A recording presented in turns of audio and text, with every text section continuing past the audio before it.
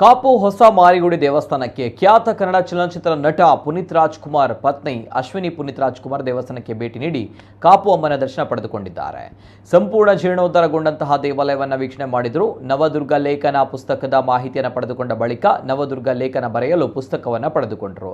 ಪ್ರಧಾನ ಅರ್ಚಕರು ಅಶ್ವಿನಿ ಅವರಿಗೆ ಅಮ್ಮನ ಪ್ರಸಾದ ನೀಡಿ ಗೌರವಿಸಿದರು. ಈ ಸಂದರ್ಭ ಕಾಪು ಹೊಸ ಮಾರಿಗುಡಿ ಅಭಿವೃದ್ಧಿ ಸಮಿತಿ ಅಧ್ಯಕ್ಷರಾದ ಕೆ ವಾಸುದೇವ್ ಶೆಟ್ಟಿ, ವ್ಯವಸ್ಥಾಪನಾ ಸಮಿತಿಯ ಸದಸ್ಯರು, ಭಕ್ತರು ಉಪಸ್ಥಿತರಿದ್ದರು.